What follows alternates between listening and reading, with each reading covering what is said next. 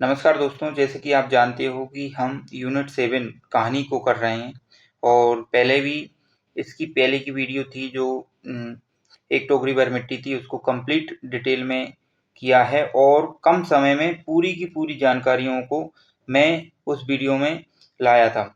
आज हम बात करने वाले हैं चंद्रदेव से मेरी बातें। ये बंग महिला यानी राजेंद्र बाला घोष की बहुत ही महत्वपूर्ण और सिलेबस में लगी हुई कहानी है, तो इसको बिल्कुल भी इग्नोर मत करना, क्योंकि इससे ऐसे क्वेश्चन पूछ लिए जाएंगे जो कि अगर इसको अच्छे से नहीं पढ़ेंगे तो प्रॉब्लम क्रिएट करेंगे।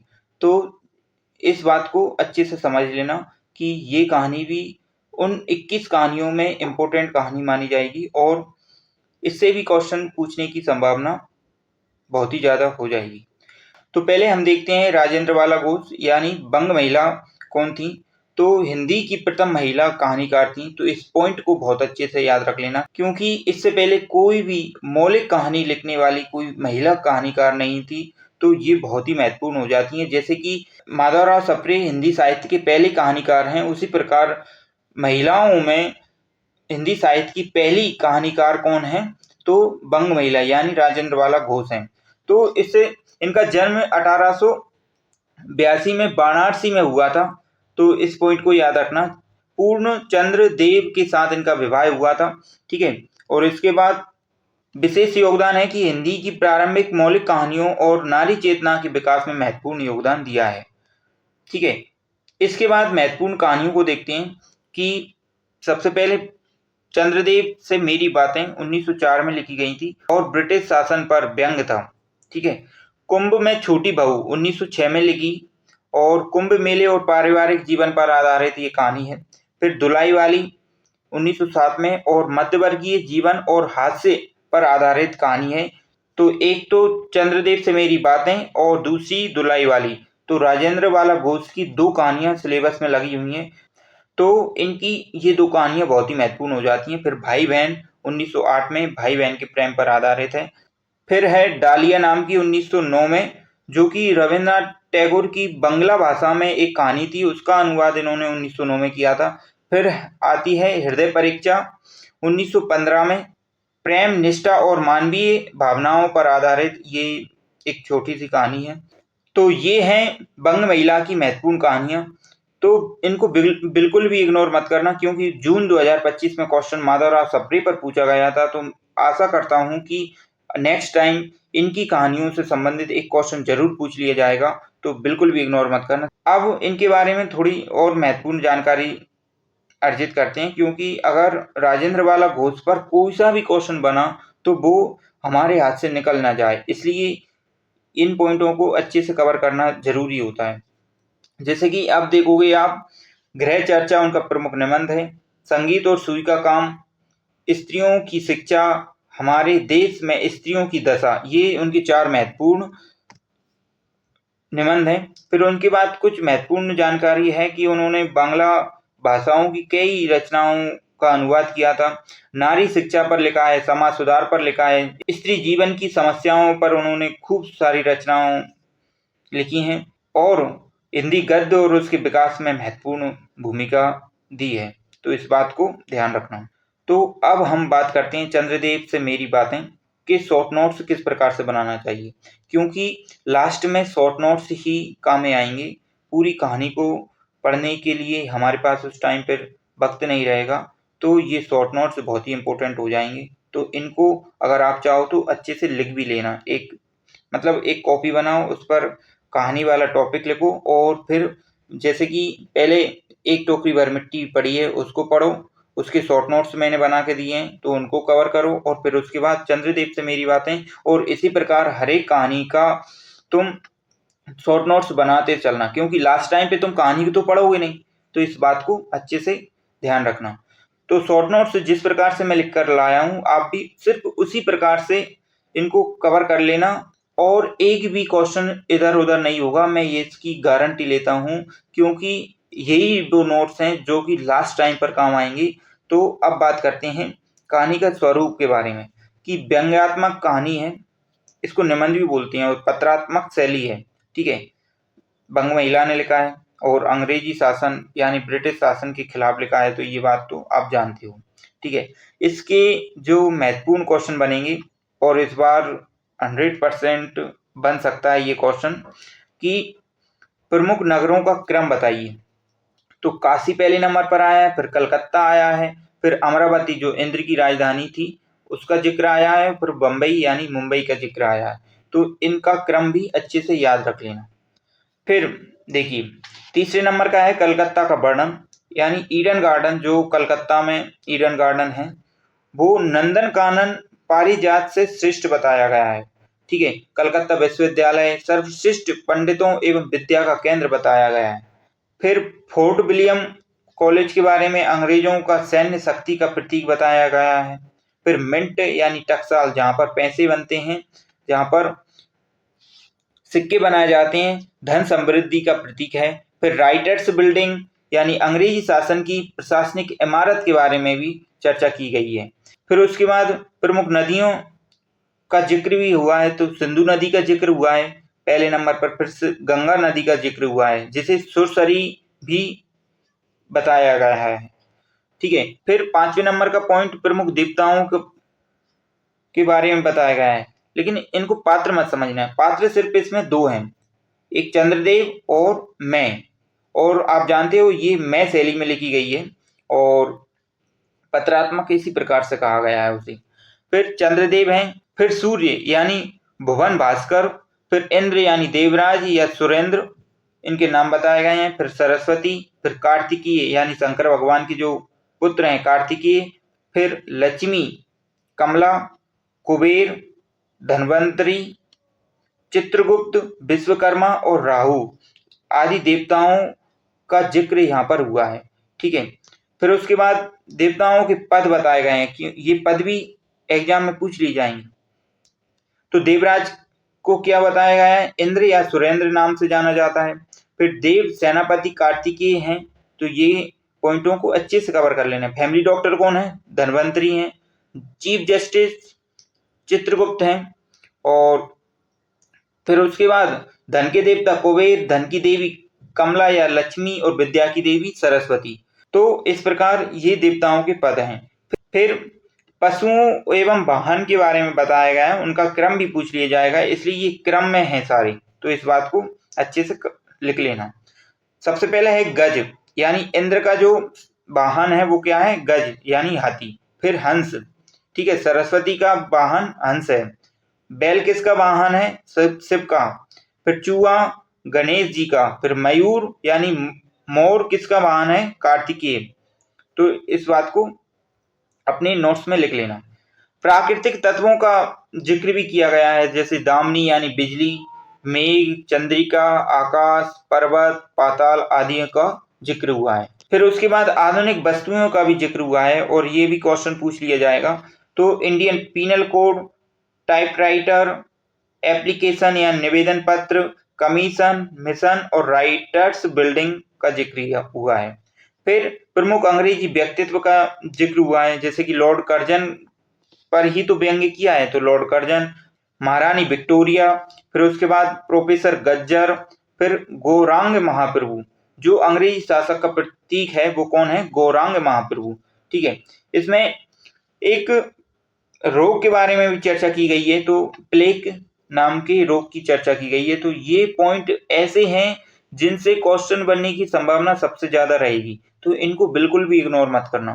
फिर उसके बाद कुछ लोग हैं, चंद्रलोक, देवलोक और अमरावती जैसे लोकों की चर्चा की गई है। तो ये सारी जो 10-12 पॉइंट हैं, ये शॉर्ट नोट्स के पॉइंट हैं, तो इनको अच्छे से अगर तुमने अपनी शॉर्ट कॉपी में लिख लिया ना, जो लास्ट टाइम पे काम आएगी, बहुत ही ज्यादा इंपॉर्टेंट होगी, और इससे क्वेश्चन बिल्कुल भी नहीं छूटेगा, मैं गारंटी लेता हूँ। फिर इसके बाद अब हम चर्चा करते हैं चंद्रदेव से मेरी बातें की पूरी कहानी पर, क्योंकि अगर तुम एक बार कहानी को पढ़ लोगे तो उसको तुम आसानी से समझ पाओगे। इसको पत्रात्मक शैली में कहने का कारण ये है कि बंग महिला चंद्रदेव को पत्र लिख रही हैं। ठीक है, भगवान चंद्रदेव आपके कमलतम कोमल चरणों में इस दासी का अनेक बार प्रणाम। आज मैं आपसे 2-4 बातें करने की इच्छा रखती हूँ। देखो, सुनी अनसुनी सी मत कर जाना, अपने बड़प्पन की ओर ध्यान देना। अच्छा कहती हूँ सुनो, मैं सुनती हूँ आप इस आकाश मंडल में चिरकाल से वास करते हैं, क्या यह बात सत्य है? फिर उसके बाद, यदि सत्य है तो मैं अनुमान करती हूँ कि इस सृष्टि के साथ ही साथ अवश्य आपकी सृष्टि हुई होगी, तब तो आप ढेर दिन के पुराने बूढ़े कहे जा सकते हैं। यह क्यों? क्या आपका डिपार्टमेंट, देखो डिपार्टमेंट को महकमे शब्द आया है तो इस बात को ध्यान रखना है, तो ये पूछ लिया जाएगा, ये इंपॉर्टेंट हो जाता है। मैं ट्रांसफर यानी बदली होने का नियम नहीं है? क्या आपकी गवर्नमेंट पेंशन भी नहीं देती है? बड़े खेद की बात है। यदि आप हमारी न्यायशील गवर्नमेंट के किसी विभाग में सर्विस या नौकरी करते होते तो अब तक आपकी बहुत सी पदोन्नतियां हो गई होती और ऐसी पोस्ट पर रहकर भारत के कितने ही सुरम्य नगर, पर्वत, जंगल और झाड़ियों में भ्रमण करते। अंत में इस वृद्ध अवस्था में पेंशन प्राप्त करके काशी, जैसे कि अब काशी का नाम आया है, काशी जैसे पुनीत और शांति धाम में बैठकर हरि नाम स्मरण करके अपना परलोक बनाते। फिर उसके बाद, यह हमारी बड़ी भारी भूल हुई, भगवान चंद्रदेव क्षमा कीजिए, आप तो अमर हैं, आपको मृत्यु कहाँ, तब परलोक बनाना कैसा? ओहो, देवता भी अपनी जाति के कैसे पक्षपाती होते हैं। देखो ना, चंद्रदेव को अमृत देकर उन्होंने अमर कर दिया, तब यदि मनुष्य होकर हमारे अंग्रेज अपने जाति वालों का पक्षपात करें तो आश्चर्य ही क्या है। अच्छा, यदि आपको अंग्रेज जाति की सेवा करना स्वीकार हो तो एक एप्लीकेशन निवेदन पत्र हमारे आधुनिक भारत प्रभु लॉर्ड कर्जन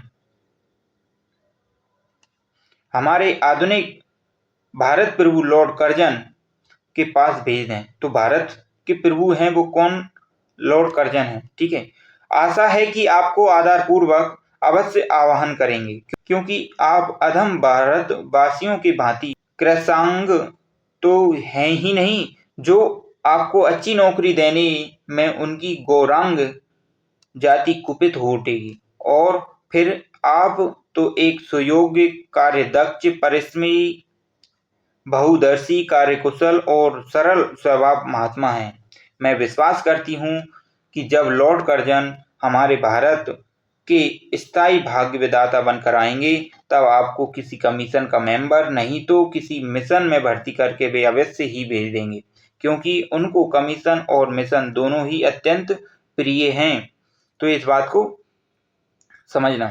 आपके चंद्रलोक में जो रीति और नीति सृष्टि के आदि काल में प्रचलित थे वे ही सब अब भी हैं, पर यहाँ तो इतना परिवर्तन हो गया है कि भूत और वर्तमान में आकाश पाताल का सा अंतर हो गया है, ठीक है। फिर बोलती हैं, मैं अनुमान करती हूँ कि आपके नेत्रों की ज्योति भी कुछ अवश्य ही मंद पड़ गई होगी, क्योंकि आधुनिक भारत संतान लड़कपन से ही चश्मा धारण करने लगी है। तो इसमें चश्मा का भी जिक्र आया है।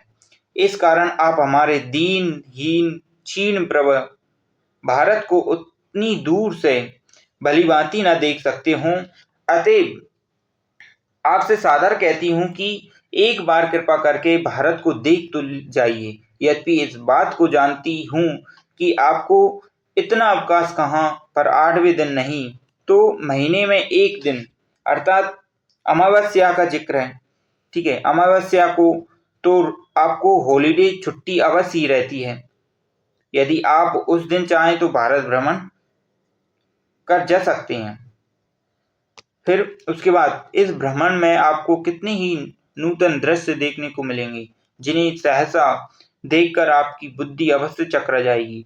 यदि शीघ्रता के कारण आप पूरे हिंदुस्तान का भ्रमण न कर सके तो केवल राजधानी कलकत्ता को ही अवश्य देखिए। वहाँ के कल कारखानों को देखकर आपको कहना पड़ेगा कि वहाँ के कारीगर तो विश्वकर्मा के भी लड़कदादा निकले। दोस्तों, जब ये कहानी लिखी गई थी तो 1911 से पहले लिखी गई थी और 1911 में भारत की नई राजधानी बनकर आई थी नई दिल्ली। तो 1911 से पहले कौन सी राजधानी थी? कलकत्ता। तो ये भी क्वेश्चन बन सकता है कि जब चंद्रदेव से मेरी बातें लिखी जा रही थी तो उस समय भारत की राजधानी क्या थी, ठीक है। आगे बढ़ते हैं। यही क्यों आपकी प्रिय सहयोगिनी दामिनी जो मेघों पर आरोहण करके आनंद से अटखेलियां किया करती है, वे भी यहाँ मनुष्य के हाथों का खिलौना बन गई हैं। भगवान निशानाथ एक नाम दिया गया है। जिस समय आप अपनी निर्मल चंद्रिका को बटोर कर मेघमाला अथवा पर्वतों की ओट से सिंधु की गोद में चले जाते हैं, उसी समय यही नीरद वासिनी विश्व मोहिनी सौदामिनी अपनी उज्जवल आभा से संपूर्ण रात्रि को दिन बना देती है। ठीक है, तो इसको समझो। फिर उसके बाद आपके देवलोक में जितने देवता हैं उनके उतने ही वाहन हैं। किसी का गज, किसी का हंस, किसी का बैल, किसी का चूहा आदि। तो ये क्रम भी पूछ लिया जाएगा, तो ये इंपॉर्टेंट हो जाएगा। यहाँ तो सारा बोझ आपकी चपला यानी बिजली और अग्निदेव के माथे मढ़ दिया गया है। क्या ब्राह्मण, क्या क्षत्रिय, क्या वैश्य, क्या शूद्र, क्या चांडाल, सभी के रथों का वाहन वही हो रही है। क्या श्वेतांग महाप्रभु जहाँ किसी कठिनाई का सामना करते हैं वहीं इलेक्ट्रिसिटी बिजली का सहारा लेकर कठिन से कठिन कार्य भी सहजता से पूरा कर लेते हैं। दूसरी ओर हमारे यहाँ के उच्च शिक्षित युवक काठ के पुतलों की भांति मुंह ताकते रह जाती हैं। जिन व्योमवासिनी विद्युत देवी को स्पर्श करने का साहस कोई नहीं कर सकता, आज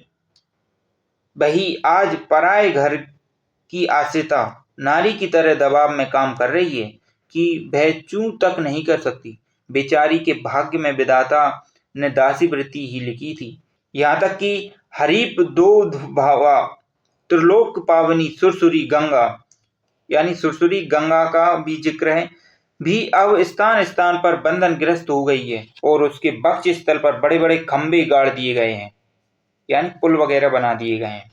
फिर उसके बाद कलकत्ता आदि को देखकर आपके देवराज सुरेंद्र भी कहेंगे कि हमारी अमरावती तो इसके आगे निरी फीकी सी जान पड़ती है। यानी जो कलकत्ता है उसे श्रेष्ठ बता दिया गया है अमरावती से। वहाँ ईडन गार्डन तो पारिजात परिशोभित नंदन कानन को भी मात दे रहा है। वहाँ के विश्वविद्यालय विश्व श्रेष्ठ पंडितों की विश्वव्यापिनी विद्या को देखकर वीणा पाणी सरस्वती देवी भी कहने लग जाएगी कि निसंदेह इन विद्या दिग्गजों की विद्या चमत्कारिणी है। वहीं के फोर्ट विलियम के फौजी सामान को देखकर आपके देव सेनापति कार्तिकीय बाबू के भी छक्के छूट जाएंगे, क्योंकि देव सेनापति महाशय देखने में खास बंगाली बाबू से जचते हैं और उनका वाहन भी एक सुंदर मयूर है। ये इंपॉर्टेंट हो गया। बस इससे उनके वीरत्व का भी परिचय खूब मिलता है। वहां के मिंट यानी टकसाल को देखकर सिंधु तनिया आपकी प्रिय सरोद्रा कमला देवी तथा कुबेर भी अकचका जाएंगे। भगवान चंद्रदेव इन्हीं सब विषम उत्पादक अपूर्व दृश्यों का अवलोकन करने के हेतु आपको सादर निमंत्रित तथा सविनय आहूत करती हूँ। फिर उसके बाद संभव है कि यहाँ आने से आपको अनेक लाभ भी होंगे। आप जो अनादिकाल से निज उज्ज्वल बपू में कलंक की कलिमा लेपन करके कलंक की शशांक, शशधर, शशालांछन आदि उपाधि मालाओं से भूषित हो रहे हैं, सिंधु तने होने पर भी जिस कालिमा को आप आज तक नहीं धो सके, वही आजन्म कलंक शायद यहाँ की विज्ञानविद पंडितों की चेष्टा से छूट जाए।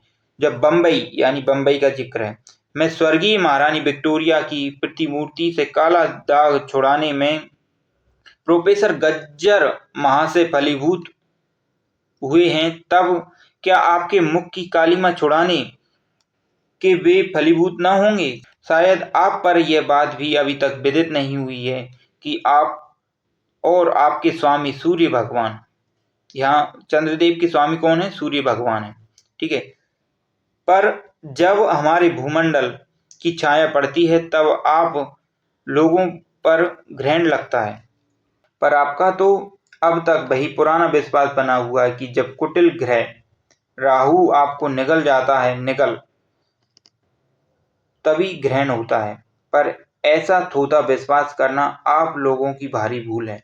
अतः हे देव, मैं विनय करती हूँ कि आप अपने हृदय से इस भ्रम को जड़ से उखाड़ फेंक दें।